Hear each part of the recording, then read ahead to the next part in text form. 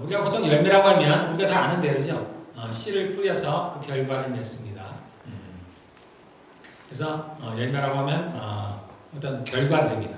우리 이 땅에 살아가면서 무엇을 하든지 다 열매를 맺습니다. 내가 무엇을 뿌리느냐에 따라서 그에 합당하는 열매를 맺는데요. 우리도 다 같이 이 땅에서 이제 살다 어느 날 죽음을 맞이하면 또는 예수님께서 이 땅에 오시면은 우리가 이제 그 나라에 가게 되는데 그때 우리도 열매를 가져갑니다. 가져갑니다. 그래서 우리가 어떤 열매를 가져가느냐 또는 얼마나 많은 열매를 가져가느냐에 따라서 우리가 영원히 살아갈 그곳에서의 나의 삶이 결정이 된다고 했습니다. 그래서 여러분들이 이 땅에서 많은 열매를 맺기를 바라는데요. 자, 열매는 두 가지 종류가 있다 했습니다. 성령님께서 맺으시는 하나님께서 우리 안에 하나님께서 우리 안에 오셨죠? 하나님이 어디 계시냐 그러면은 우리가 다 얘기하기를 아이들도 그렇죠. 내 마음에 있다, 내 안에 있다라고 합니다. 그래서 하나님께서 우리를 사람을 자신이 거하실 성전을 삼으셔서 우리 안에 들어오셨습니다. 그래서 그 안에 우리 안에 오신 성령님께서 우리 안에 오신 이유가 있겠죠. 이유가 있습니다.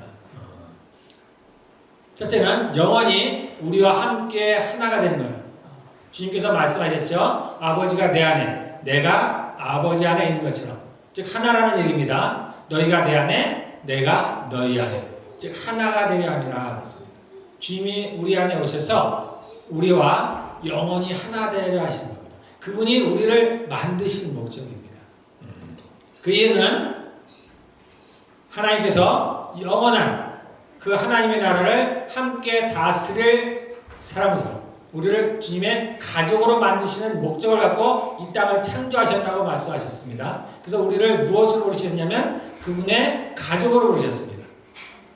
하나님의 나라에는 수없이 많은 우리가 상상하는 것보다 많은 그러한 하나님의 백성들이 있어요. 그 나라가 또 큽니다. 우리의 상상을 초월하게 크죠. 영원한 나라이기 때문에 그 나라를 함께 다스릴 자로 우리를 택하십니다. 우리를 만드십니다. 그래서 이 땅은 그 엄마의 뱃속과 같다 그랬습니다. 하나님께서 우리를 만들고 계십니다. 하나님의 자녀로서 그리고 예수 그리스도의 신부로서 그 나라를 함께 다스리기에 합당한 자로 그렇게 우리를 빚으시고 있다고 했습니다. 그래서 이 땅은 우연히 생긴 게 아니고 하나님께서 어떤 특별한 목적을 위해서 잠깐 동안 운영하세요. 잠깐. 그래서 주님은 뭐라고 말씀하시냐면 나는 처음과 나중이요 시작과 끝 분명히 있다는 겁니다. 알파 오메가. 원래 하나님의 나라는 영원한 나라이기 때문에 처음과 끝이 없어요. 하나님은 처음과 끝이 없습니다. 그 예로 우리가 누구죠? 아브라함이 11조를 드렸던 누구라고? 내가 까먹었어. 아비멜렉. 아니 아비멜렉이 아니고 멜기세덱. 멜기세덱 그렇죠. 예, 멜기세덱을 말할 때 뭐라고 얘기합니다? 시작도 없고 끝도 없고 시작도 없고 끝도 원래 하나님은 시작도 없고 끝도 없으신 분이에요. 영원한 분. 하나님의 나라는 시작도 없어요. 끝도 없습니다. 그런데 주님이 뭐라고 자신을 말씀하시자면 계시록에 나는 알파 오메가다. 처음과 나중. 즉 이 땅을 말하는 이 땅. 이 땅은 시작이 있죠. 창세기 1장 1절에 하나님께서 천지를 창조하신 시작이 있습니다. 그리고 끝이 있어요. 마지막 때가 되면 어떻게 됐어요? 하늘이 두루마리처럼 말려서 사라져버리고 이 땅도 없어지고 시작이고 끝이 있습니다. 그래서 하나님께서 목적이 있어요. 목적이 있어서 만드신 겁니다. 사람을. 그래서 사람을 이 땅에 있는 모든 것들은 하늘에 있는 것의 모형이라고 했죠. 잠깐 있을 것이요. 그래서 하늘에 있는 모형입니다. 그래서 솔로몬이 말하기를 해 아래 새 것이 없다. 아무것도 새 것이 없습니다. 하늘에 있는 것들의 모형이에요.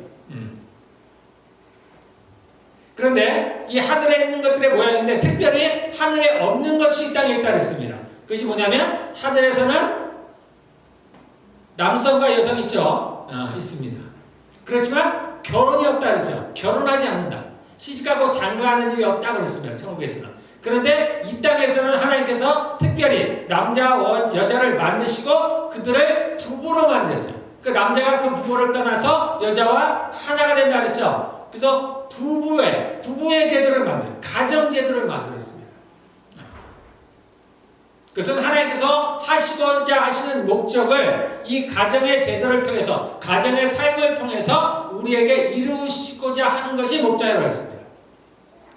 그래서 이 땅에 많은 조직들이 있는데 가장 중요한 게 뭐냐?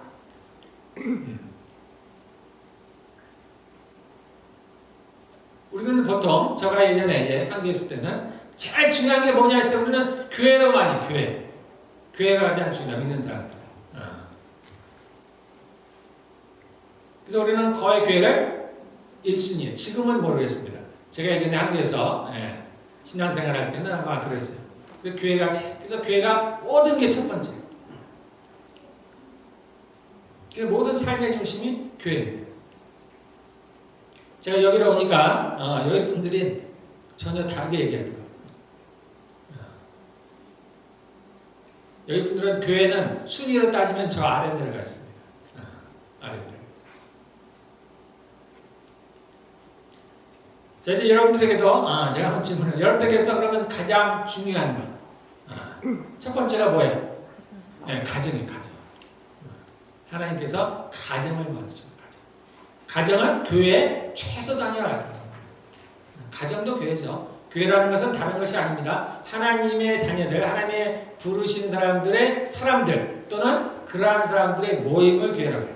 그러니까 가정은 가장 최소 단위의 교회인 거예요. 주님께서는 이 땅에 교회를 만들어 오셨다고 했습니다. 그래서 가정이 가장 중요해요. 그 다음이 뭘까 생각하면 교회입니다. 교회. 여기 분들은 그걸 이제 아주 낮춰놨어요. 그래서 그것도 올바른 건 아닙니다. 우리가 교회를 너무나 높이 올려놓은 것도 올바른 게 아니고 그걸 또 낮춰놓은 것도 올바른 게 아니에요. 어쨌든 가정이 중요합니다. 그래서 하나님께서 이 가정의 삶을 통해서 우리에게 이루시고자 하는 것이 뭐예요? 우리에게 열매를 맺는 거예요. 열매. 그래서 두 가지라고 했습니다. 대표적인 게. 그래서 첫 번째는 성품에 대한 것이에요. 성품. 예수님을 닮은. 우리가 그 땅에서 누구냐면 왕이라 했죠? 우리가 왕이에요. 그 나라에 가면은 우리가 왕이며 또한 신 같은 사람이에요. 신. 예수님도 말씀하셨잖아요. 하나님의 말씀을 받은 자를 신이라 했다.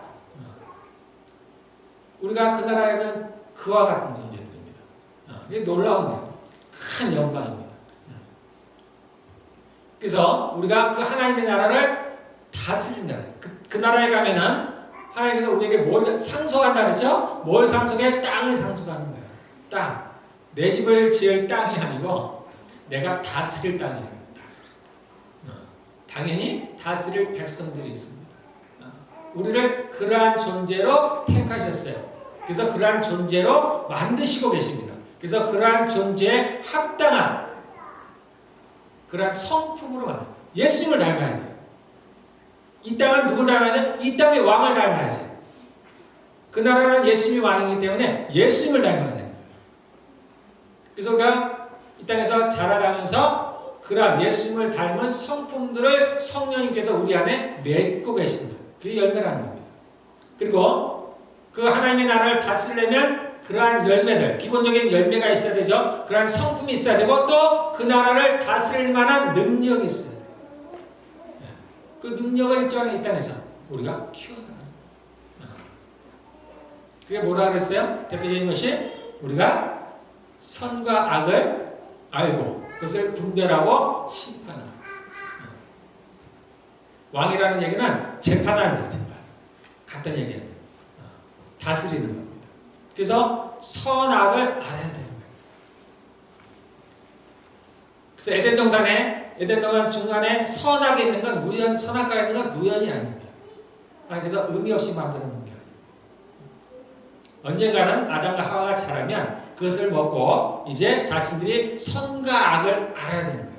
더 나아가서 그것을 분별하고 더 나아가서 그것을 판단할 수 있는 그러한 능력을 갖춰야 됩니다. 그래야 하나님의 나라에서 온전하게 그 나라를 다스릴 자로서 이제 자라나게 됩니다. 그 일을 주님은 하시는 거예요. 지금도 하시는 겁니다. 그래서 우리에게 구원이 어마어마하게 중요하지만 그러나 그것이 전부가 아니라 했어요. 그건 하나의 과정이에요. 우리가 가다 보니까 병이 생겼어요. 예를 들면 병을 고치는 게 목적은 아니에요. 해야 될 일을 해야 되는 거예요. 그런데 병이 나아야 되니까 병을 고치듯이 이 땅에 하나님께서 아담과 만드셨는데 그들이 범죄했습니다. 그래서 그들이 살려야 돼요.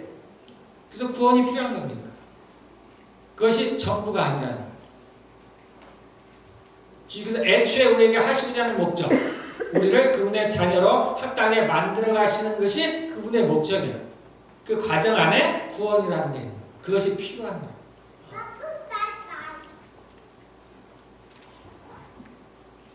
그래서 우리 안에 성령님께서 맺으시는 열매가 있습니다. 그것이 성령의 열매입니다. 성품을 갖는 거죠, 주로. 그 다음에 우리가 이 땅에 살면서 맺는 열매도 있어요. 그 성도의 열매가 있습니다. 성도. 내가 맺는 열매가 있습니다. 내가 맺는 열매로 말미암아서 내가 하나님 앞에 갔을 때 상을 받는 거예요. 보상을 받는 거예요. 그래서 이 땅에서 내가 예수를 믿지만 나의 삶을 살아간 사람, 세상 사람과 다름없이 그렇게 살아간 사람과 내가 정말 주를 위해서 평생을 살아간 사람이 같을 수가 없어요. 그는 공평하신 하나님이 아닙니다. 천국에 가면 그 삶이 완전히 다릅니다. 그래서 내가 이 땅에서 어떤 열매를 맺고 살아가느냐에 따라서 나의 삶이 다릅니다. 이 땅에서도 마찬가지죠. 그래서 이 땅에 맺는 열매가 우리가 두 가지가 있다 했습니다. 이 땅에 필요한 열매들이 있다 그죠. 우리가 열심히 해서 돈을 버는 그것도 하나의 열매입니다. 내가 열심히 해서 공부해서 좋은 직장을 갖는다. 내가 좋은 아내를 얻는다. 또는 좋은 남편을 얻는다. 내 삶의 열매들입니다. 나에게 좋은 친구들이 있다. 내 삶의 열매입니다. 그래서 이 땅에 필요한 열매들이 있습니다. 살아가는 데. 이것도 중요하다고 말씀드렸습니다. 또 하나는 내가 하나님 나라에 가져갈 수 있는 열매가 있어요. 그래서 이 땅에서 내가 이러면 복음을 전해서 누군가를 전도한다. 내가 그 열매를 안고 가는 겁니다. 내가 드리는 기도, 내가 드리는 하나님께 드리는 예배들, 내가 하나님께 드리는 헌신들, 내가 다른 이들을 섬기는 것들, 그 모든 것들은 열매를 맺게 되었습니다. 이러한 것들은 하늘에서 우리에게 상을 받을 수 있는 열매예요. 그래서 이러한 것들을 맺어야 돼요. 그래서 이 땅의 열매를 가지고서 우리가 하늘의 열매를 맺는 일에 사용을 한다는 거죠. 그러한 열매들이 있습니다.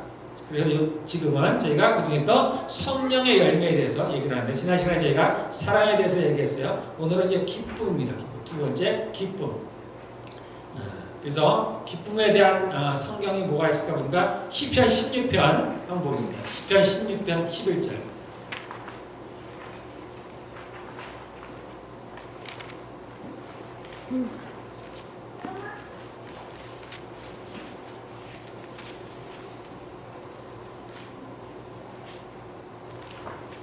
시편 16편 11절.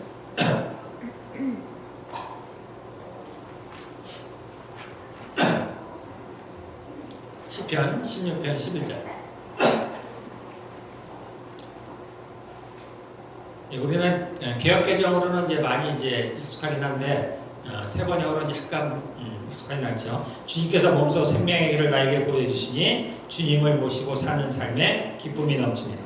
주님께서 내 오른쪽에 계시니 이 큰 즐거움이 영원토록 이어질 것입니다. 자, 개역개정에서는 뭐라고 했냐면 주님의 앞에, 주의 앞에 충만한 기쁨이 있고 주의 오른편에 영원한 기쁨이 있다. 그래서 뭐 기쁨과 즐거움은 뭐 같은 내용입니다.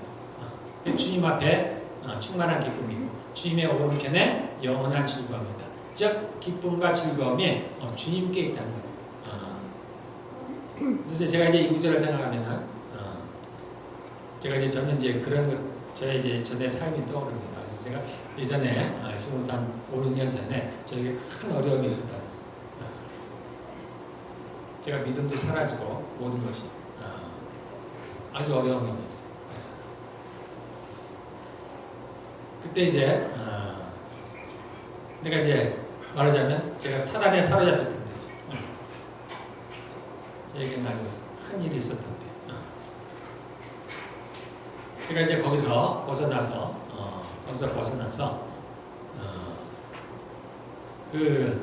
저는 어쨌든 그러한 제가 체험을 했습니다. 제가 지금 하나님께서 저에게 말씀하시던 그때는 이제 그 마귀가 저에게 이야기를 했어요.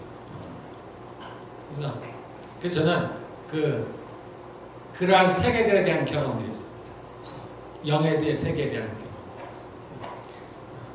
그래서 마귀가 어떤 자인지를 제가 조금만 그래서 그들이 우리에게 갖고 있는 것들은 제가 그때 느꼈던 것들이 뭐냐면은 설명할 수가 없어요.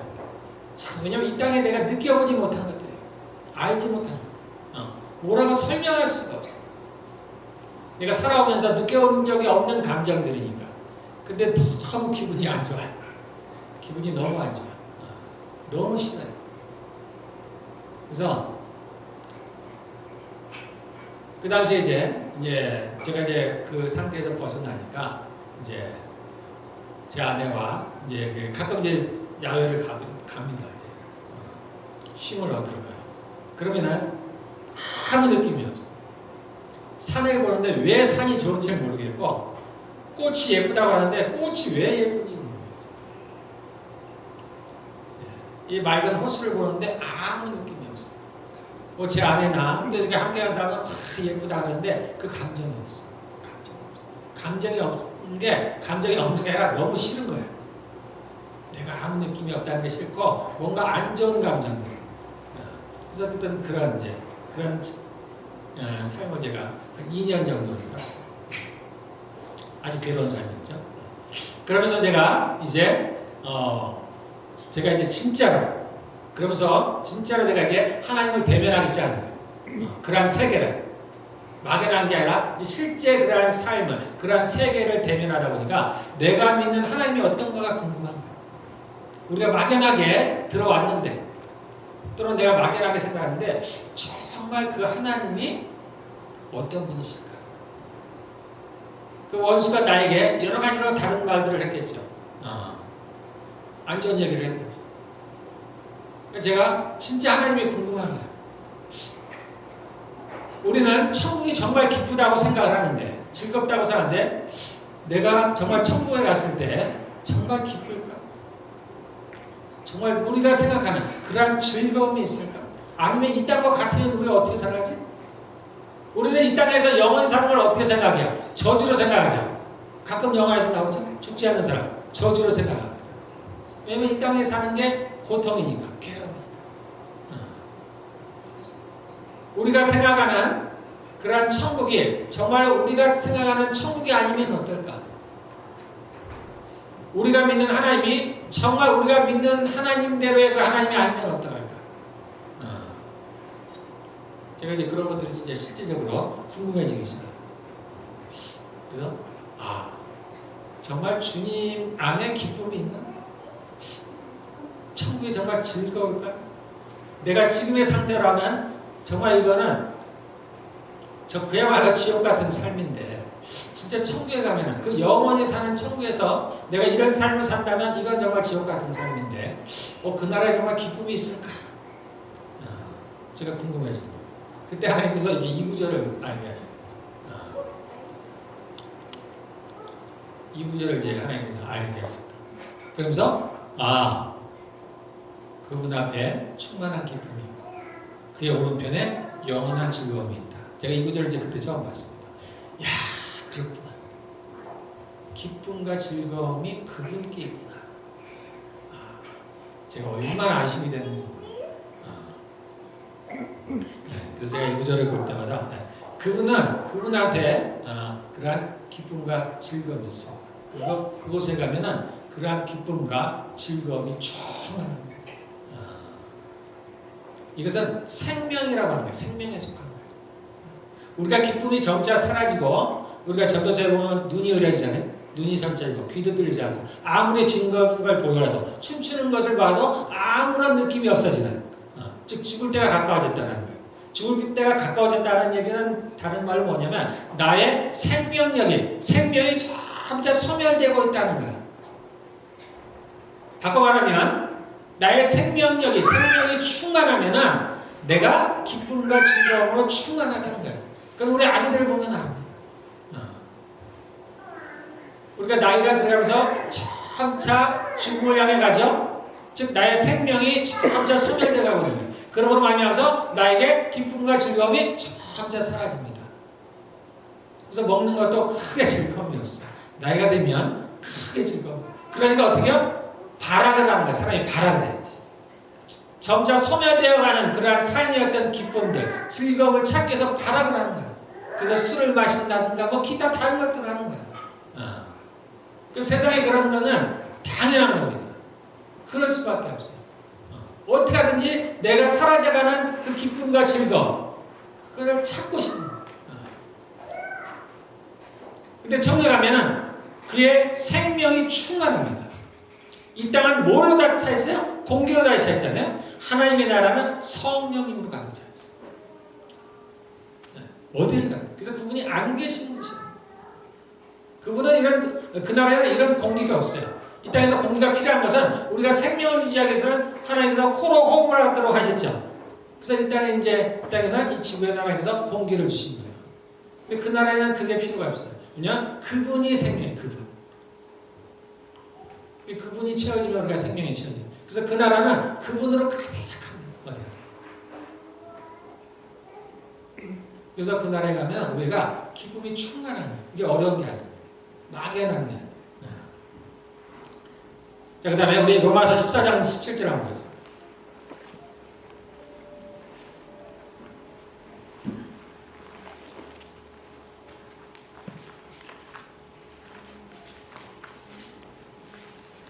로마서 14장 17절.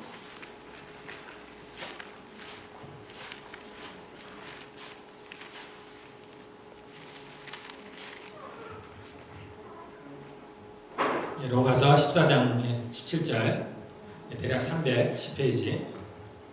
로마서 14장 17절. 우리가 잘 아는 겁니다. 내가 주 예수 안에서 알고 또 확신하는 것은 것입니다. 무엇이든지 14절. 잠깐. 17절. 예. 그렇죠. 하나님의 나라는 먹는 것과 마시는 일이 아니라 성령 안에서 누리는 의와 평화와 기쁨이다. 평화는 이제 우리가 평강으로 해석할 수 있습니다. 그래서 하나님의 나라는 먹고 마시는 것이 아니고 의와 평강과 희락이다. 우리 개역개정에 이렇게 번역이 되어 있죠. 그래서 의와 평화와 평강과 기쁨이다. 먹고 마시는 일이 아니다. 그 얘기는 뭐예요? 이 땅은 뭐라고요? 이 땅은 먹고 마시는 거예요. 이 땅은, 이 세상은 먹고 마시는 거예요. 그런데 하나님의 나라는 그렇지 않다. 의와 평강과 희락, 기쁨이다. 성령 안에서 누리는 의와 평강과 기쁨이다. 그래서 우리가 이야기하기를 이 땅에서 우리가 이러한 의와 평강과 주님을 믿고 그 안에 있으면 의와 평강과 기쁨을 누린다라고 얘기를 하지만은 실제는 안 그렇죠. 그래서 이것은 이 땅에 대한 얘기는 아니에요. 이 땅이 먹고 마시는 나라는 거예요. 의와 평강과 희락이라는 것은 하나님의 나라. 우리가 영원히 살 그 나라를 말합니다. 그 나라는 의와 평강과 희락입니다. 거기서 우리가 어떻게 살까? 이 땅에서는 먹고 마시는 일이에요. 그 나라는 어떻게 살아나? 의와 평강과 희락입니다. 의라는 것은 하나님의 뜻을 행하는 거예요. 그 나라에서 평강과 희락, 그 나라에 관한 평강과 기쁨이 넘친다. 이 땅에서는 우리가 얻을 수가 없어요.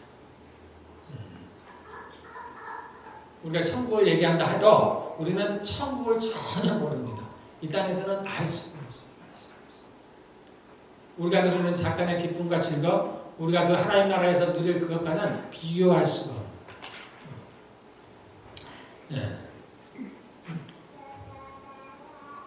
이제 하나님께서 기쁨에 대해서 이제 설교를 하라고 하시는데, 그러면 어떤 구절을 제가 이제 성경에서 찾아볼까? 성경의 기쁨에 대한 게 어떤 게 있을까? 보니까 찾기가 정말 어렵다. 이 땅에 관한 이야기가 찾을 수가 없어요. 그래서 창세기부터 한번 쭉 거슬러 갔습니다. 하나님께서 선지를 창조하시죠. 그때 하나님께서 하신 말씀이 있습니다. 보기에 좋았더라. 야, 그때는 기쁨에 대한 게 있구나. 좋다는 얘기는 기쁘다는 얘기죠. 사람을 만드셨을 때, 야, 기쁨이 있었구나. 보기에 참 좋았더라. 자, 그런데 그 뒤로 이제 아담과 하와가 선악과를 먹고 범죄함으로 말미암아서 이제 에덴 동산에서 쫓겨나죠. 그 세상에 뭐가 들어왔냐면 죄가 들어왔습니다. 죄가 들어옴으로 말미암아서 사망이 들어왔어요. 그것이 어디 들어왔냐면 우리 각 사람에게 들어온 거예요. 그래서 얘기하기를 그 이후에는 사람이 아담과 같은 죄를 범죄하지 않아요. 즉 죄를 범죄하지 않아도 사망 아래에 놓였다라는 거예요. 죄와 사망이 들어왔기 때문에 모든 사람한테 들어왔습니다. 우리 안에 죄와 사망이 들어왔습니다. 그래서 계시록을 보면 마지막에 멸망받을 원수는 사단이 아니고 뭐라고요? 사망이다 이런 표현이 있어요. 이해가 안 되는 표현들이죠. 사망은 어떻게 멸망받을 원수니까. 그래서 사망이 불못에 들어가요. 이러한 비밀들의 같은 이야기들은 이제 나중에 이제 다 풀어져요. 어쨌든 그렇습니다. 그래서 죄와 사망이 들어왔어요. 어디에? 우리 안에 들어왔습니다. 그리고 이제 인생들의 삶이 어떻게요? 이제는 바뀌었죠. 그래서 가인이 아벨을 죽이고 살인이 일어나고 그래서 땅이 저주를 받아서 이제 힘껏 일을 해야 음식을 먹을 양식을 얻게 돼요. 그 고난의 삶이 시작이 됐어요. 그러니까 기쁨이 없죠. 그 죄가 이제 너무나 커지니까 노아 때 하나님께서 물로 세상을 심판하시고 그리고 이제 노아와 그 다음에 3명의 자녀들 그로 말미암아서 세상이 이제 퍼져나가기 시작합니다. 그 다음에 아브라함 이야기가 나오죠. 아브라함을 택하시고 이삭과 야곱을 택하시고 이제 그들의 자녀들이 애굽으로 이주를 하고 애굽에서 몇백 년 동안에 노예로서 종으로서 살아가다가 하나님께서 모세를 택하셔서 모세와 아론을 통해서 이스라엘 백성들을 애굽에서 인도해내시고 그리고 마침내 하나님께서 그들을 가나안 지금 이스라엘 땅이죠. 그 땅으로 그들을 인도하시고 그 후에 하나님께서 왕들을 세우시죠.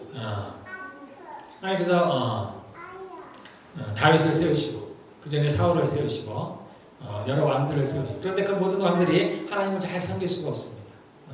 땅은 여전히 고통이에요.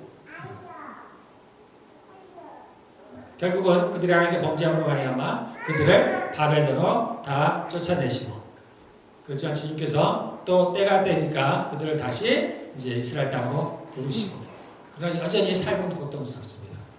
그리고 이제 때가 차서 하나님께서 땅에 예수님을 보내시고 그래서 예수님이 이 땅에 나셨죠. 그때 이제 주님께서 그 예수님을 향해서 내 기뻐하는 아들이다. 예수님이 오신 말씀이에요. 내 기뻐하는 아들이다. 이제. 그 주님께서 이 땅에서 여러 가지 이제 활동들을 하시죠. 죽은 자를 살리시고 병든 자를 고치시고 귀신을 쫓아내고 사람들을 5천 명을 먹이시고 그러한 일들을 행하십니다. 그래서 죽으시고 부활하셔서 이제 하나님 편에 올라가시고 그 제자들이 이제 그 바톤을 이어받아서 세상 사람에게 복음을 전하고 그렇게 하다 보니까 이제 여기까지 왔어요. 야, 도대체 기쁨에 대한 어떤 구절이 있을까? 그래서 야, 하나님께서 있다고 하시는데 그러다 이제 하나님께서 하나를 싹 떠오르게 해줄 수 있습니다. 그게 뭐냐면 이사야서 11장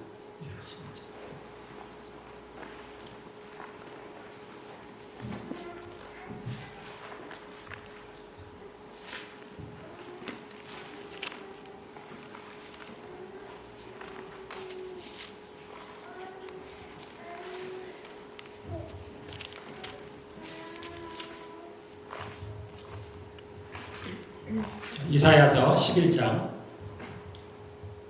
자, 구약성경 한 1100페이지 제 거로는 이사야서 11장 이새의 줄기에서 한 싹이 나며 그 뿌리에서 한 가지가 자라서 열매를 맺는다. 주님의 영이 그에게 내려오신다. 지혜와 총명의 영, 모략과 권능의 영, 지식과 주님을 경외하게 하는 영, 성령님이시죠. 이미 그에게 내려오시니 그는 주님을 경외하는 것을 즐거움으로 삼는다.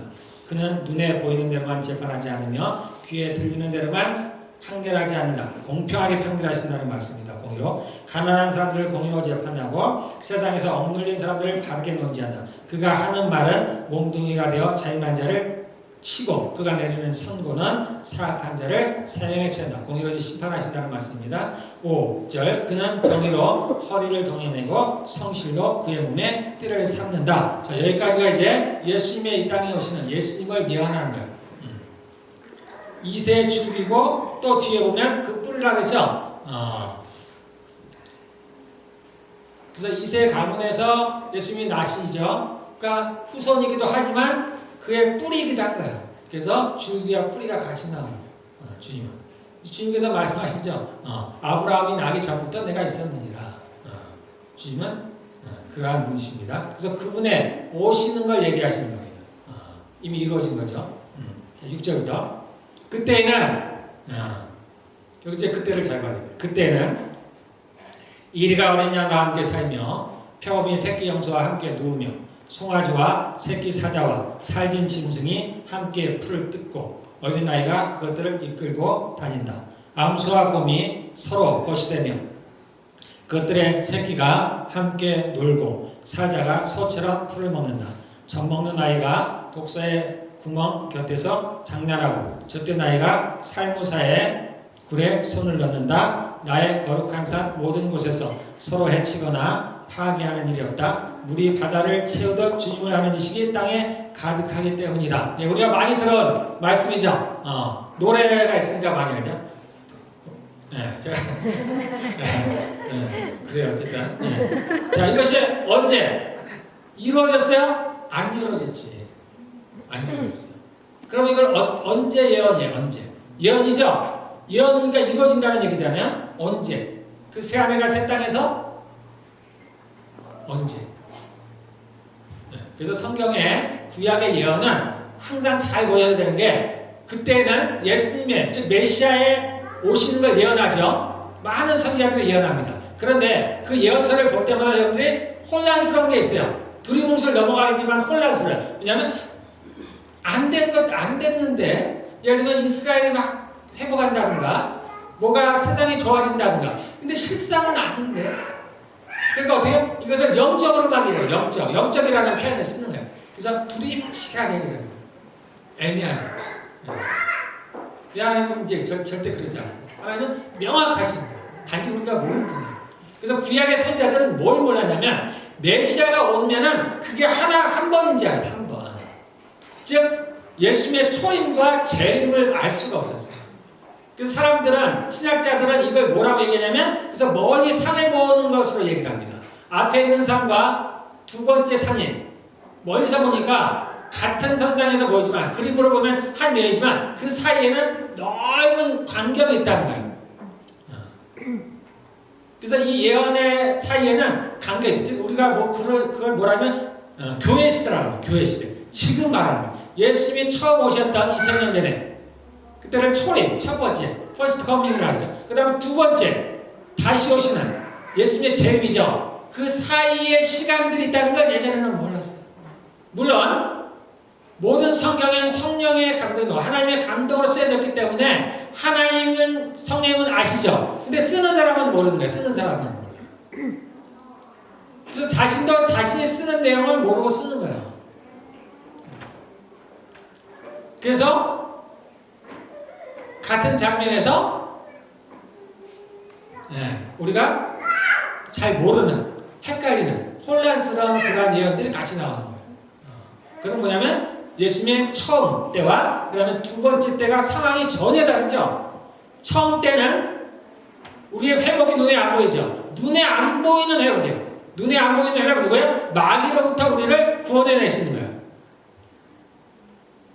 이제 두 번째 오시면 뭐예요? 눈에 보이는 회복이 일어나는 거예요. 실제로. 그리고 그 사이에 저희가 이제 살고 있는 거예요. 지금.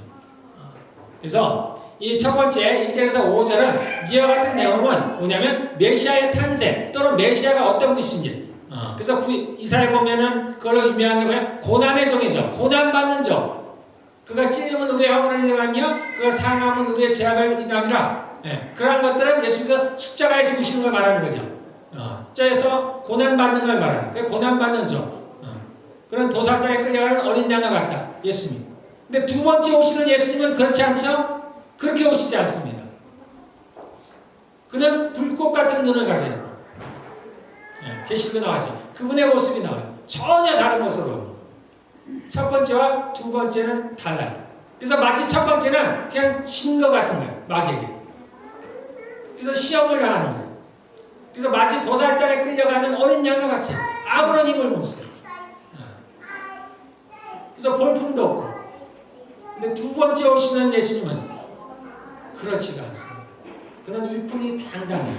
그분이 오실 때 혼자 오지 않습니다. 많은 자신의 백성들을 끌고 간 겁니다. 큰 나팔소 몰래 오지 않아요. 첫 번째 올 때는 어떻게? 몰래 오시잖아요. 조용히 오시죠. 세상이 모르게. 두 번째 올 때는 모든 사람이 모르게. 모든 사람이 예수님이 오신 걸 봅니다. 그렇게 오십니다. 차이가 있죠. 그때가 되면 이제 비로소 회복하는 거예요. 비로소. 원래 사자와 여기 누가 나와요? 표범과 염소가 원래는 싸우도록 지어지지 않았어요. 우리가 아는 대로 하나님께서 에덴 동산에서 이 사람 만들기 전에 동물들을 만들잖아요. 근데 그들이 뭘 먹었냐면은 풀을 먹었죠. 모든 풀을 동물들의 음식으로 줬습니다. 풀을 줬어요. 서로를 잡아먹도록 하지 않았던 거예요. 우리도 마찬가지죠. 우리에게 육식을 하도록 하지 않았습니다. 씨를 맺는 채소와 씨 가진 열매 맺는 나무들, 그것을 우리한테 먹도록 하셨어요. 그래서 제가 전에도 말했죠. 이게 가장 좋은 음식이라고. 여기에는 다른 것들이 전혀 가지지 않은 이것들만 가지고 있는 우리 생명에 가장 필요한 요소들이 있습니다. 그래서 씨를 맺는 채소와 씨를 가진 열매, 이게 우리 생명에 가장 필요한 것이 요거 안에는 들어있어요. 다른 것은 없습니다. 그걸 우리에게 하나님께서 먹을 것을 주신 거예요. 그런데 사람이 범죄함으로 말미암아서 노아의 홍수가 터지고 그 다음에 뭐가 생겼어요? 겨울이 생겼어요. 그러니까 그게 추위가 왔어요. 그러니까 여름과 추위가 그 이후에는, 그 이전에는 학자들은 비도 안 왔다 그러죠. 그러니까 그 전에는 무지개가 없었죠. 이제 날씨가 변해버렸습니다. 지구가 변해버렸습니다. 그래서 이제 추위도 오고 더위도 오고, 그러니까 어떻게 해요? 양식이 풍족하지 못합니다. 그러지 않아도 아담이 범죄함으로 땅이 저주를 받아서 가시와 엉겅퀴를 했어요. 그런데 그때 이제 기후가 변함으로 말미암아서 양식을 얻기가 더 어려워져요. 특히 동물들은 더하죠. 그래서 하나님께서 이제 그때부터는 우리에게 모든 살아있는 것을 먹을 수 있도록 했습니다. 그때부터 육식을 하더라고요. 동물들도 마찬가지예요. 어느 날 갑자기 물론 이빨이 확 뼈다 그런 건 아니에요. 그냥 서서히. 그들도 먹을 것이 없으니까 살려고 발버둥 칠 거 아니에요? 그러다 보니까 이제 그렇게 변화가 거예요. 그래서 지금은 어떻게 해요? 염소와 표범이 함께 못 있죠. 저는 이제 동물의 세계를 잘 보는데, 그걸 이제 보는 걸 좋아하는데, 근데 한결 같은 게 뭐냐면 다 잡아먹는 얘기예요. 다 잡아먹는. 다 사냥하는 얘기입니다. 이 땅은 그렇게 변해버렸어요. 원래는 그렇지 않아요. 원래. 그래서 예수님께서 두 번째 오시면 어떻게 해요? 그것을 회복시키겠다는 거예요. 회복. 그래서 예수님이 두 번째 오시면은 이제 이것을 회복하시는 거예요. 그래서 예수님이 오시기 전에 어떤 일들이 벌어지냐면, 우리가 잘 아는 대로 7년의 대환란이 있죠. 그리고 그 전에도 많은 전쟁들이 있습니다. 지금도 전쟁이 일어나죠. 갈수록 이러한 것들은 많이 일어나죠. 그래서 갈수록 전쟁들이 많이 일어나고 자연재해들, 재앙들이 많이 일어납니다. 지진, 화산, 이런 것들이 많이 일어나요. 그래서 사람들의 인구가 점차 줄어듭니다. 아주 줄어들어요. 예전에는 그러한 지진이 산에서만 일어났죠? 아니요. 이제 조금 지나면 도시에서도 일어나요. 그런 빌딩들이 무너져 버려요. 그런 지진들이 많아진 거예요. 그러니까 어때요? 이 땅이 전부 활파가 되겠죠. 수많은 콘크리트, 무너진 콘크리트들, 훼손된 자연들, 주님께서 오셔가지고 창세기에 나오더라. 처음 하늘과 땅을 만드시고 세상을 만드시되 하루아침에, 그때는 하루에 하늘과 땅을 만드셨죠. 그러니까 예수님께서 오셔서 하루아침에 그 무너진 폐허가 된 이 지구를 하루아침에 회복하는 건 아니에요. 그렇게 하지는 않으십니다. 그러한 것들을 이제 예수님께서 오셔서 회복해 갑니다. 회복돼. 얼마 동안? 1000년 동안. 그래서 이것은 1000년 왕국이죠. 그래서 예수님께서 이제 두 번째 오시면 세컨드 커밍이라고 그랬어요. 성경에는 뭐라고 되어 있냐면 이제 우리가 들림을 받죠. 하나님의 자녀들, 그리스도의 신부들은 휴거된다. 모습이 변화된다는 변화. 우리 이 몸을 벗고 이제 새로운 이 몸은 뭐라 했어요? 혼의 몸이라고 했죠. 혼의 몸. 이제 영의 몸을 입게 됩니다. 이게 스피리추얼 바디라고 합니다. 바울은 자기가 그게 희망이라고 했어요. 우리도 그게 희망이에요. 그게 희망. 우리 지금은 못 날아다니잖아요. 하늘을 날. 제가 꿈에서 딱 한 번 하늘을 나는 꿈을 꿨는데, 야, 얼마나 기분이 좋던지, 너무 좋더라고요. 그래서 그 다음에 꿈을 꾸면 비몽사몽간에 그냥 계속 날개짓하면 날아가는데 못 날겠더라고요. 그들은 날아본 적이 없어요. 근데 그 한 번의 꿈인데 그게 너무 기분이 좋더라고요. 지금 이 몸으로는 못 날아다닌단 말이에요. 그러니까 새 몸을 얻으면 저도 뭐 정확히 어떤 몸일지는 모르지만 이건 지금보다는 훨씬 더 자유롭습니다. 이 몸으로는 저는 수영도 못합니다. 근데 그 몸으로는 하겠지. 그 새로운 변화된 몸을 갖고 공중에서 어떻게 해요? 그분을 영접하는. 그래서 그분을 영접해서 어디로 가요? 그분을 따라서 그 하나님 나라에 가는 게 아니고 이 땅에 내려옵니다. 그래서 예수님이 어디로 오신다고 다들 얘기해요? 그 감람산에 올라가 그대로 내려올 거다. 올리브산이라고. 그래서 주님께서 그 예루살렘에서 이제 거기서 다스립니다. 거기서. 그래서 예루살렘이 중요한 거예요. 다른 거 없습니다. 뭐 예루살렘이 이스라엘에 특별히 누구를 택했지만 아니요. 그렇지 않아요. 그들도 우리가 똑같은 사람들이에요. 특별하지 않아요. 바울이 뭐라 하냐면 그러면 이스라엘이 낳은 점이 뭐냐? 특별한 게 뭐냐? 그들이 하나님의 말씀을 받았다는 거예요. 그래서 이스라엘 백성들은 우리보다 좋은 게 있습니다. 뭐냐면 하나님의 말씀을 받았고 하나님을 알기 때문에 구원받을 수 있는 가능성이 많아요. 그리고 그들에게는 뭐가 있다고요? 많은 선지자들이 있습니다. 이스라엘에 좋은 게 뭐예요? 성경은 바울은 두 가지를 얘기해요. 그들이 하나님의 말씀을 받았고 그들에게 많은 선지자가 있었다. 하나님의 말씀을 전하는 사람. 그 외에 다른 나라는 어떻게 해요? 못 듣잖아요. 하나님이 살아계신 것도 모르고 하나님이 그 외의 사람들에게는 자신의 종들을 보내서 말씀하지 않으잖아요. 근데 이스라엘에게는 이런 특별한 은혜가 있었던 거예요. 그 이상 없습니다. 그 이상이 없습니다. 그로 말미암아서 그들이 구원을 받은 사람이 많았죠. 다윗이들, 아브라함이들, 모세들 또는 이름이 알려진 많은 이스라엘의 백성들 하나님을 믿었던 그 사람들은 구원을 받은 거죠. 그러나 그렇지 않은 사람들은 우리와 다를 것이 없어요. 이스라엘의 회복, 나라가 회복되는 거 아무 의미가 없습니다. 죽은 사람들은 어때요? 각각의 사람들이 중요해요. 그 나라의 회복은 의미가 없고 그래서 이스라엘을 특별하게 대한 것은 별로 의미가 없어요. 단지 이스라엘이라는 지역이 중요한 거예요. 이스라엘. 우리는 제3성전에 관심이 많잖아요. 그래서 이스라엘 사람들은 마치 그 제3성전이 에스겔에 나오는 제3성전 예수님이 거하시는 때로는 그 오해들을 많이 해요. 그 제3성전이 세워지면 주님께서 이제 세상을 다스린다든지 근데 제3성전은 하나님과는 아무 관계가 없어요. 그냥 사람들이 세우는 거예요.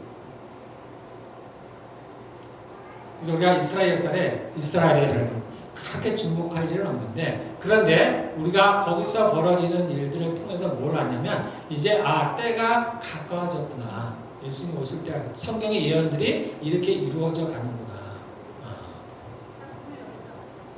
그 정도입니다. 그래서 우리가 맹목적으로 이스라엘 편을 든다든가 이건 올바른 것이에요.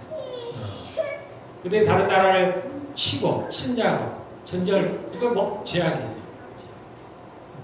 그러니까 우리가 똑같은 사람들입니다.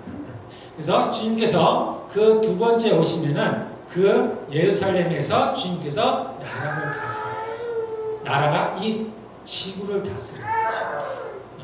그때가 되면 이제 주님께서 회복시키는데 자연을 회복시키는 거예요. 그 자연의 회복의 대표적인 게 뭐예요? 이렇게 이제는 이렇게 누가 누구를 잡아먹는다든가 이런 것들이 사라지는 거죠. 점차 옛날에. 그래서 에덴 동산처럼 주님께서 회복하신 아니 그런 거 아니에요. 주님은 과거로 돌아가는 걸 좋아하지 않으세요. 과거로 돌아오는 거예요. 에덴 동산은 그냥 사라져버린 거예요. 없는 거예요. 없는 거예요. 우리가 간혹 그런 얘기를 많이 합니다. 우리가 초대교회로 돌아가자. 아 이건 주님이 좋아하시는 얘기가 아니라니까요.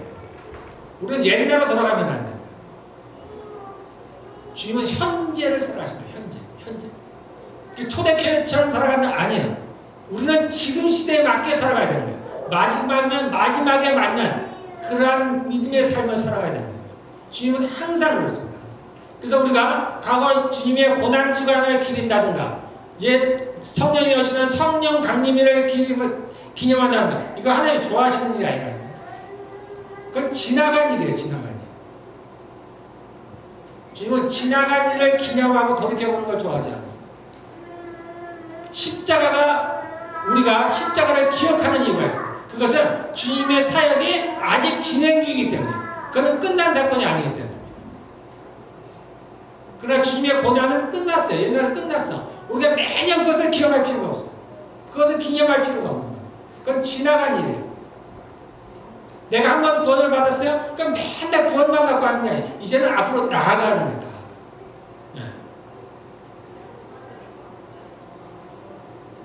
그래서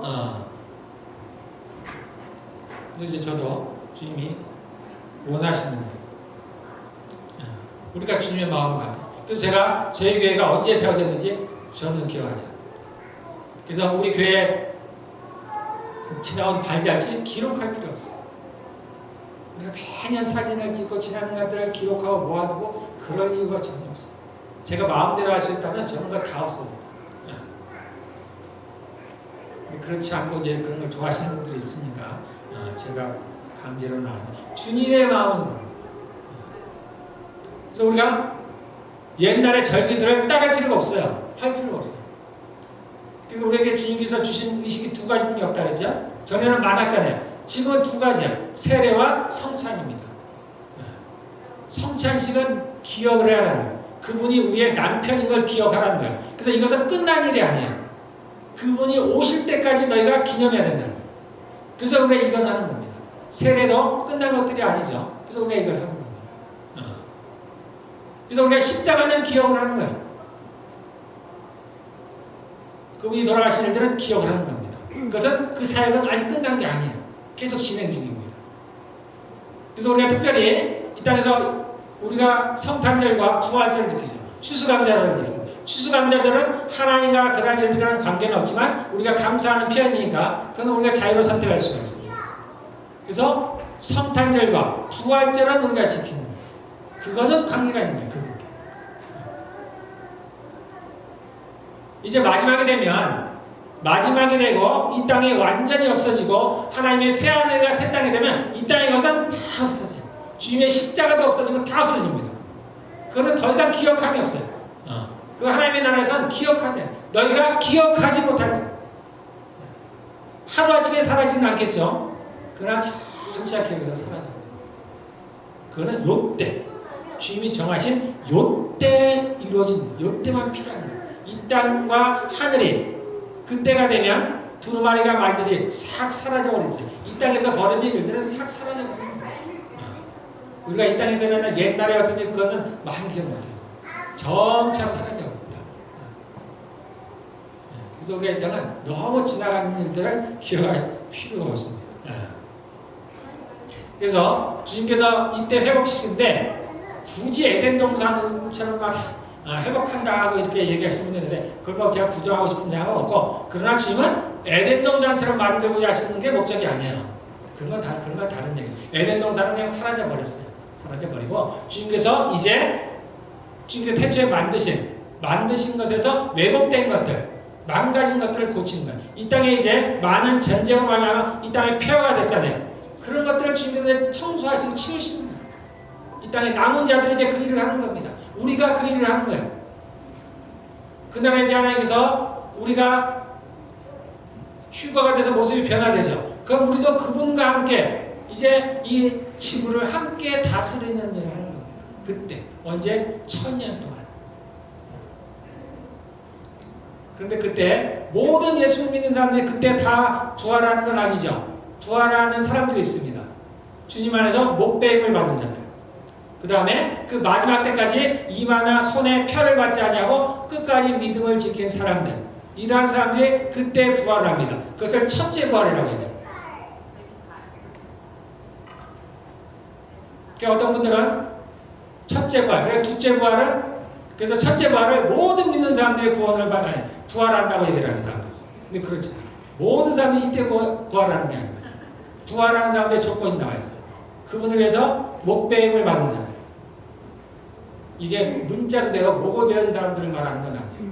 주님을 위해 목숨을 바쳐서 주님을 섬겼던, 주님의 일에 힘썼던 사람들. 그 다음에 마지막에 그 7년의 대환란 가운데서 끝까지 이마와 손에 표를 받지 하지 아니고 끝까지 믿음을 지킨 사람들, 순결한 주의 신부들, 이 사람들이 그날에 부활을 합니다. 그래서 1000년 동안 함께 이 땅을 다스리는. 그때 부활하지 못한 사람들은 이제 1000년이 지나서 마지막 때에 부활하게 됩니다. 그래서 그때 그 1000년 왕 때에 주님께서 이루실 일들, 그때 되어질 일들이 예언의 말씀입니다. 여러분들이 이러한 시각으로 이제 이런 선지서나 보면은 조금 이건 이때 얘기구나. 크게 따지면 세 개가 있죠. 주님의 처음 오신 날, 초림에 대해 일어날 일들. 그건 이미 다 이루어졌을 거가 웬만하면 압니다. 두 번째는 재림 때. 이루어지지 않은 일들. 이루어질 일들. 그리고 재림 때는 보통 천년왕국과 연결이 되어 있어요. 그래서 이때 회복하는 이야기가 나와요. 그럼 대부분 다 이 얘기입니다. 대부분 이 얘기예요. 그 다음에 가끔 새 하늘과 새 땅에 대한 얘기. 그건 아주 가끔. 대부분의 예언은 초림 때와 재림 때인데 대부분 그 중에서도 재림 때, 회복에 대한 얘기는 재림에 대한 얘기예요. 그래서 이루어지지 않은 것을 마치 이루어진 것이냐, 어떤 영적인 것으로 애매하게 해석하지 않아야 돼요. 주님은 아주 구체적입니다. 자, 그 다음에 보게요. 그래서 여기 보면은 젖 먹는 아이가 독사이고, 독사는 번역이 잘못됐어요. 그때는 이제 독사가 없어요. 독사. 그런 것들이 없어요. 그냥 뱀이에요, 뱀. 자, 9절에 나의 거룩한 산 모든 곳에서. 거룩한 산이니까 꼭 시온산만 얘기하는 거예요. 예루살렘이 있는 그 자리가 산이에요, 산. 그 산 이름이 시온산입니다. 그래서 이 산이 시온산, 거룩한 시온산만 얘기하는 건 아니고 그냥 이 지구를 말하는 거예요. 이 모든 곳에서 서로 해치거나 파괴하는 일이 없다. 그때는 이제 그런다는 거예요. 그때는 어떻게 해요? 마귀가 어떻게 해요? 잡히죠? 사단과 그걸 따르는 모든 마귀들이 잡혀서 그때는 어디에요? 무적에게 하나님께서 가둬두신 거예요. 그러니까 이 땅에는 그게 없어요. 그런데 이건 파괴하는 일들이 없는 겁니다. 그래서 동물들도 그렇게 죽이는 일이 없는 거예요. 그래서 이때 내가 되면은 물이 바다를 채워서 주님을 아는 지식이 땅에 가. 즉 지구에 있는 모든 사람들이 이 예수님을 알게 되는 거예요. 이때는. 그래서 주님을 왕으로 섬기는 거예요. 그래서 성경 어디에는 나와 있죠. 그렇게 하나님께 잘 섬기지 못하는 사람들은 그때 가면 벌을 받습니다. 이때를 말해요. 이때. 자, 그 다음에 10절. 그날이 오면 이새 뿌리에서 한 쌍이 나며 만민의 깃발로 세워질 것이요. 자, 그날이 오면 이새 뿌리가 나왔으니까 마치 예수님의 초림 때를 말하는 것 같은데 그런 얘기가 아니고요. 이건 예수님을 말하는 건데 이것도 같은 시기를 말하는 거예요. 재림의 때를 말하는 거예요. 그리고 천년왕국 때를 말하는 거예요. 그래서 그날이 오면 여기서 포로된 백성, 여러분들 성경에는 그렇게 되는지 모르겠어요. 소제목이 이렇게 저한테 나와 있어요. 포로된 백성이 돌아올 것이다. 이게 뭐냐면 사람들이 보통 잘못 해석하는 거예요. 초림 때로. 뭔가 명확하지 않으니까 포로된 백성들이 돌아오는 것을 포로된 백성이 돌아오는 것은 언제 얘기냐면 초림 때를 얘기하는 거예요. 마귀에게 사로잡혔던 우리가 주님으로 말미암아 주님께로 돌아오는 그건 예수의 초림 때를 말해요. 초림 때 그리고 지금 재림 때는 이 얘기가 아닙니다. 그래서 이건 소제목을 잘못 적은 거예요. 그래서 그날이 오면 이새 풀에서 한 쌍이 나서 예수님을 말하는 거예요. 만민의 깃발로 세워질 것이다. 그래서 모든 사람, 이제는 이스라엘 백성뿐만이 아니라 모든 사람, 이 지구에 하는 모든 사람들이 볼 수 있도록 깃발로 세워지는 겁니다. 만민의 깃발로 세워질 것이요. 민족들이 모든 이 땅에는 이스라엘 사람들만 있는 게 아니에요. 그때 환란을 피해서 살아남은 사람들이 있습니다. 천년왕국에 들어가는 세계에 많이 있어요. 그 모든 민족들이 우리나라도 있을 테고 이스라엘도 있을 테고 우리 캐나다도 있을 테고 많이 있습니다. 그래서 그 민족들이 그를 찾아 모여들어서 그가 있는 곳이 영광스럽게 될 것이다. 그래서 그가 민족들이 그를 찾아 모여든다 해서 모든 사람이 예루살렘에 모여드느냐 그런 얘기가 아니고 그냥 각자 있는 데서 사는 겁니다. 살고 그러나 때가 되면 즉 그때에도 주님을 섬기는 그런 때가 있어요. 성경 어디 가서 하는 때는 장막절이라고 그랬나? 그때도 지키는 때가 있습니다. 그때 되면 이제 세계 사람들이 그 예수를 경배하러 오는 거예요. 그래서 이제 주님을 다 경배한다는 그 얘기예요. 꼭 예수님한테 예루살렘에 문자적으로 다 모여서 산다 그런 얘기가 아니고. 자 11절 그날이 오면 그날 똑같은 얘기입니다. 주님께서 다시 손을 펴셔서 그의 남은 백성들 그 아시리아와 하이집트와 상이집트와 에티오피아와 엘람과 바빌로니아 하마가 바다 섬들에서 남은 자들을 자기의 손으로 삼을 것이요. 이거 이스라엘 주변에 있는 나라들이죠. 이스라엘의 주변에 있는 남은 자들. 남은 자들은 뭐냐면 그 환란, 예수님 오시기 전에 환란에서 살아남은 사람들, 그 사람들을 모두 어떻게 하냐면 주님의 자녀 삼으신다는, 아니 자녀가 아니에요. 주님의 소유로 삼으신다는. 그때 사람들이 누구냐면 다 하나님의 백성들입니다. 그 전에 그 주님의 하나님의 자녀들, 그리스도의 신부들은 그 전에 다 들림을 받죠. 그래서 새롭게 변화돼요. 그러니까 남은 사람들은 누구냐? 하나님의 백성들이에요. 그래서 그들을 자신의 소유로 삼으신다는 거예요. 자신의 백성들로 삼으신다는 얘기입니다.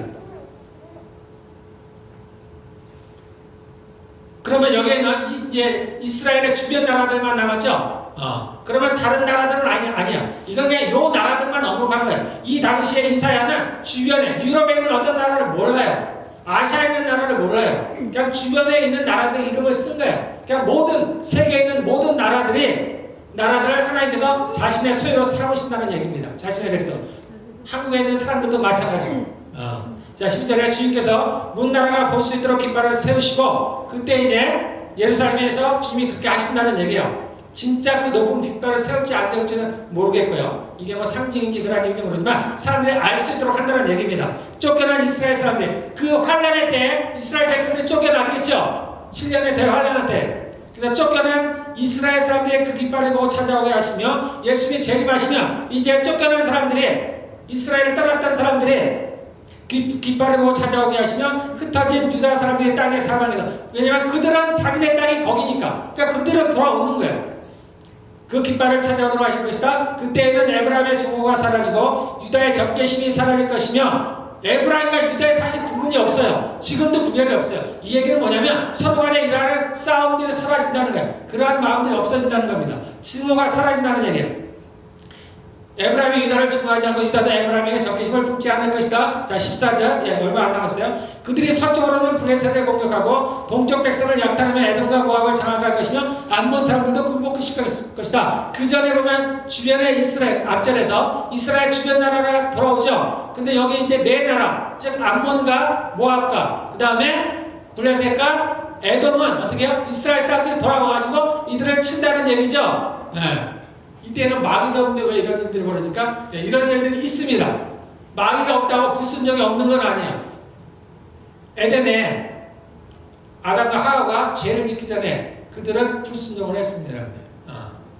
어쨌든 그래서 이거는 이때 이스라엘 백성이 들어와서 이러한 일들을 할 것이라는 그냥 예언이에요. 특별하게 생각하실 것이 없습니다. 그래서 지금은 모압이나 암몬이 누군지 모르죠. 블레셋은 뭐예요? 팔레스타인? 모압과 암몬이 어디예요? 시리아? 요르단? 잘 모르죠. 어쨌든 그러한 민족들, 주변에 있는 나라를 이스라엘 사람이 도와서 그들을 이제 침략해서 그렇게 한다는 거예요. 항상 그런다는 거 아니에요. 이때는 아까도 말씀드렸을 때 예수님께서 재림하셔서 갑자기 하루아침에 모든 것을 확 바뀌는 게 아니에요. 서서히 바뀌는 거예요. 서서히. 그래서 이런 사람의 마음도 서서히 바뀌어요. 하루아침에 사자 이빨이 뽑혀지고 그런 게 아니에요. 서서히 바뀌는 거예요. 처음에 바뀔 때도 그렇겠죠. 처음에 노아가 나서 갑자기 사자의 이빨이 확 생긴 게 아니죠. 서서히 생겨났듯이. 그렇게 생겨난다. 자, 15절 주님께서 이집트 바다에 큰 물구비를 말리시고 뜨거운 바람을 일으켜 유브라테스 강물을 말리실 것이다. 주님께서 그것을 쳐서 7개월을 만드실 것이니 누구나 신을 신고 건널 수 있을 것이다. 그때 되면 이러한 일이 벌어진다는 그냥 예언이에요. 주님께서 남은 백성 곧 아시리아의 남은 자들이 돌아오도록 큰 길을 내실 것이니 이스라엘이 이집트 땅에서 올라오던 날과 같게 하실 것이다. 이때가 되면 이러한 일도 이루어진다. 이스라엘 주변에 그러한 예언입니다. 특별한 의미를 가질 것은 없습니다. 그래서 이제 그때가 되면 우리가 지금 없던 그러한 기쁨과 즐거움이 회복이 됩니다. 그때에도 완전하진 않아요. 우리가 완전한 기쁨 가운데 살아가는 날은 새하늘과 새 땅이에요. 그러나 이 천년왕국 때만 돼도 우리의 모습이 변화되고 우리에게 그러한 기쁨과 즐거움이 지금과는 비교할 수 없을 만큼 우리에게 충만합니다. 여러분들이 그날 기대하셔도 됩니다. 우리 다 같이 기도하겠습니다.